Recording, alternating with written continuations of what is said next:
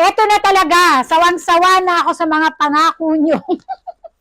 Napakarami ko nang nabiling mga kawali na sabi nila ay hindi didikit. Mga sticky kawali. Yung iba, mamahal pa. Sa online ko pa binili.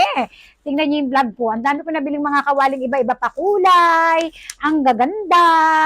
Mima, lahat yun nagtuklapan. Kahit na ang ginagamit ko is spatula. Yung iba nga sabi nila, kahoy daw ang gamit mo yung wood.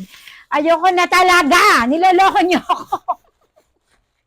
Nagano siya, mayroon pa sinasabi nila, ilang layer, maganda to, ganun. Hindi ano to, sticky, non-sticky. Wala na, bumalik na ulit ako sa natural na kawali natin nung araw. Talagang bumalik na ako. At ang tawag dito ay baliklo. Kasi Mima, sa totoo lang, ewan ko kung may nakaka-relate sa akin, napakadami ko ng kawali na binili na non-stick pero wala. Buwan lang, 6 na buwan, makikita mo na nagtutok. Ang dami namang bubble wrap nito. Nagtutuklapan talaga. Kaya sabi ko, ayoko na sayang ang pera dyan. Pagka mahal-mahal, tapos ilang buwan mo lang magagamit. Tapos yung mga non-stick na sinasabi nila, sumasama naman sa pagkain. Oh, dami ko sinasabi. Oh! Ang ganda! Grabe! 38 cm! Grabe! Ito ang tunay na kawali. Yung tipong alam mo na, wala silang stick, non-stick na ano, yung tipong didikit sa pagkain, masama. Ito yun. Ito yung magandang kawali. Nagbalik loob na po si Daisy.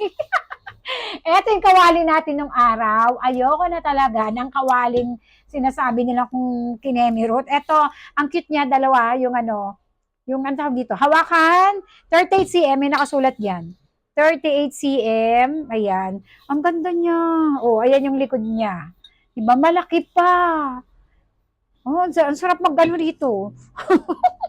Pagluto, ganitong kawali na lang yung bilihin nyo. Paniguradong tatagal yan. Yung kawali natin ginagamit ng araw, ganito yon. Bumalik kayo sa ganito, magbalik loob kayo. Maniwala kayo sa akin. Kung napanood nyo lang yung vlog ko sa YT, ang dami kong nabiling mga non-stick na kawali. Yung iba sa mga kilalang shopping kinemirot pa.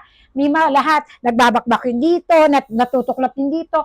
Pag napanood mo yung ads nila, ang ganda. Nagluluto sila ng mga pako-pako pa nga nilalagay nila. Wala, Mima. Yung sa amin, di pa inabot sa taon, puro bakbak. Ang sabi sa mga comment, baka daw ginagamit ako ng yung mga hard na sanche o yung pang ganoon, ang luto. Gamit po namin spatula kapag yun yung gamit namin. O hindi naman, kaya minsan nagamit namin yung wood para wala rin. Wala talaga.